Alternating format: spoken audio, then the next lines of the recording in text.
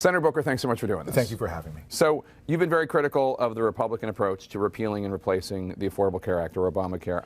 I know you object to what the Republicans are doing, but don't Democrats have an obligation to help fix this bill? Well, clearly, that would be great if they were coming with an open heart to saying, hey, this is not perfect, let's fix it. Now, let's be clear. Even before the Affordable Care Act, I was a mayor of a city dealing with healthcare costs. They were going up significantly, so don't put this all on the ACA. I don't think you'll find a Democrat or Republican in the Senate who wouldn't honestly tell you that things weren't perfect before. And what we're saying in the Democratic Party is let's build upon it, let's fix it. The first time that Medicare was put into office, or Social Security, these are laws and legislation decades old now, but they have been improved by successive generations to preserve them and make them better. What we see now, though, which is actually, I'm not exaggerating, is frightening to me when Brookings just comes out and says that we're looking at about 15 million Americans losing their insurance. So why not get in there, roll up your sleeves, and try to improve? Look, Republicans are going to repeal and replace Obamacare. It's happening, and they have a president who will sign it into law.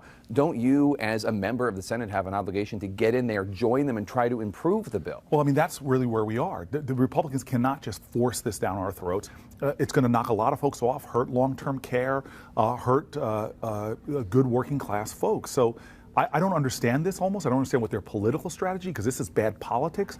But deeper than that is bad policy and bad process. Let me ask you about drugs, because that's obviously an important part of health care. And you know Bernie Sanders was very critical of you and 12 other Democrats for voting against a bill that would have allowed the importation of drugs from Canada. I know that you've answered as to why you voted that way. But he was very harsh. He said you and the other Democrats lacked the guts to stand up to the pharmaceutical industry. Well, first of all, you know that was not a bill. That was an amendment. It was a resolution. It was not even something that, if everybody in the Senate voted, would have changed one thing. It was a late-night resolution during a vote-a-rama that some of us were asking is, hey, put some safety requirements on it. They weren't put on, and so I went right to work. I said, hey, Bernie, Senator Sanders, excuse me, let's work together. Senator Casey, Senator Sanders, and I put our heads together, worked on a bill that is incredible. Not only will it allow imports, but it gives the safety guarantees that a lot of us were concerned about. This has nothing to do with pharma, it doesn't do with courage. It's about good legislation, because while most Canadians are getting access to really high quality drugs, if we just did that without the kind of safety provisions we put in there, you could see rogue pharmacies popping up, rebranding drugs coming in from other countries and saying these are now Canadian drugs. So we put things like track and trace technology and other things to make sure our consumers are getting quality drugs. So you know that there are progressives out there who are looking for a white knight and were disappointed in that vote. And in addition, I think in 2014 you were the #1 recipient of donations from pharmaceutical companies and executives of them. How can these people who are very wary of big pharma and very wary of the fact that rising drug prices is one of the main reasons why healthcare costs are going up so much, that you're going to be on their side and not the side of all these pharmaceutical companies that are in your state? I'm a big believer that life is about what you do and not what you say. And so my performance in the Senate when it comes to issues that really are important to my community, like, please understand this, a lot of folks in the Senate go home. I go home to Newark, New Jersey, Central Ward, a community of folks who are working class folks who are battling every day against rising rents, rising college costs, a lot of the challenges we're facing. That's where my loyalty lies. And we're trying to, in the Senate, my team is trying to focus on that. So when it comes to pharmaceutical prices, they're too high. And if you look at my performance in the Senate, whether it's a bill I just did with Senator Sanders, or talking and working about other ways to lower prescription drugs. In fact, go back to when I was a mayor, we had ways to, we did an incredibly innovative program to lower prescription drug costs and get more people into preventative care. So my work and and you know this from my history, what got me into politics in the first place was representing low-income communities. I still live in a census tract where the median income is $14,000 per individual. That's where my loyalty lies. I haven't put anything out there ever that's contrary to that. But let's talk about those people in Newark, New Jersey, especially the kids of Newark, New Jersey. When you were a city councilman and then when you were mayor of Newark, New Jersey, you seemed to have an open mind when it came to issues having to do with charter schools and school choice. You pissed off a lot of teachers unions, you pissed off a lot of Democrats. Last month you voted against Betsy DeVos to be education secretary, and one of your former allies, Peter Denton from Excellent Education from Everyone, said that you have, quote, turned into a partisan political player. Put aside Betsy DeVos for a second. Right. Okay?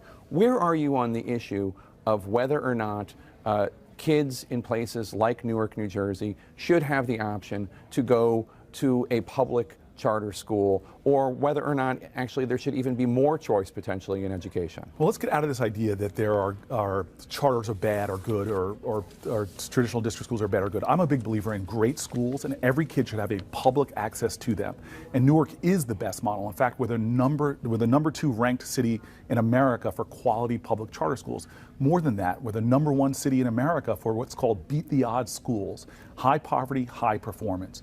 Since the time I became mayor to now, if you're a poor black kid in Newark, or if you're a black kid period in Newark, your chances of going to a high-performing school went up 300%. But have you forgotten that? I guess that's the question. This happens to Democrats who are reformer types like yourself. We saw it with Barack Obama. But how could you ask me that question? How can you ask me that question where for the D.C. bill that has scholarships in it, charter schools in it, who rewrote that bill? I did. I opposed Betsy DeVos. Why? Because the Office of Civil Rights in the Department of Education is something that's really important, helping transgender students, helping black students, and issues of equity that were unacceptable to me, and a number of other reasons. I didn't want to support her to be the Secretary of Education.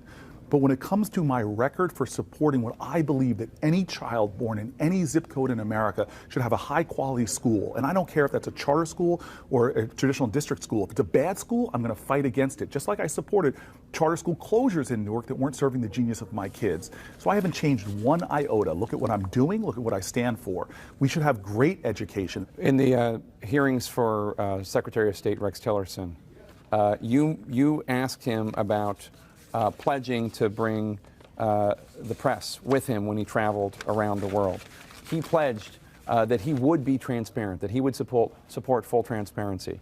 He is about to go to Asia on his first major trip to Asia as Secretary of State. He is not bringing any reporters with him. Did he go back on his pledge to you? Look, what I'm seeing now with the Secretary of State, and I hope he kind of gets it, because it's outrageous that there's no transparency, that there's no accountability. We are at a crisis in our country.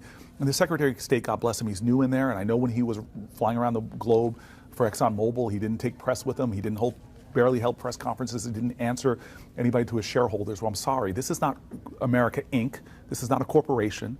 This is the United States of America. We are a republic, we are a democracy, and fundamental, the Founding Fathers wrote it in ideas of the importance of the freedom of the press. And so for you to turn your back right now on the press and our traditions of openness and transparency and accountability, you're turning your back on American ideals, and it's unacceptable. And I think he'll get it. I think he'll get it after time. 2009, you went to the wedding of Jared Kushner and Ivanka Trump.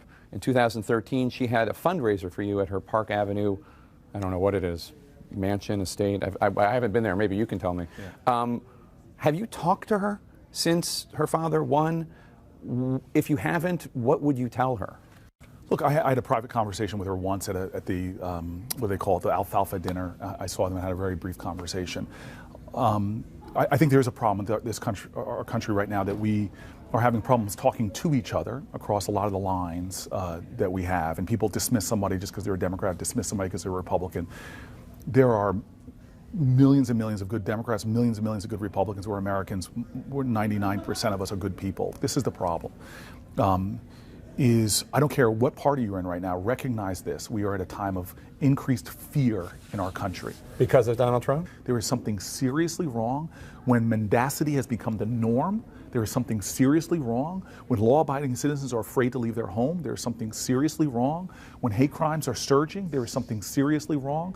This is a toxic environment that's being created right now, and I don't care who you are. If you consider yourself a leader, you have an obligation to stand up and do something about it, and lead with love and not appealing to people's darker angels or appealing to or exploiting that fear. I would be remiss if I didn't ask you, are you going to put yourself forward to be that person, to be that leader, to be the person that unites the country, the person that greets hate with love? Are you going to try to take this further than the United States Senate? No, I think that we are doing, anybody in office is doing exactly what the American people are fed up and sick and tired of by talking about politics. Let's talk about people and purpose now. I want to be authentic in who I am right now. I want to be a person of purpose, not thinking about a future office. And you know this, because I know you well enough to know that if you're a senator thinking about being president, you're often not a very good senator, or else you're making compromises where you are. I am going to be fearless in telling the truth. I don't care where it ends me up, because I think when I go home to Newark, New Jersey, that's what my community wants from me. Senator Booker, thanks so much. Always good to see you, sir. Thank you very much. Thank you.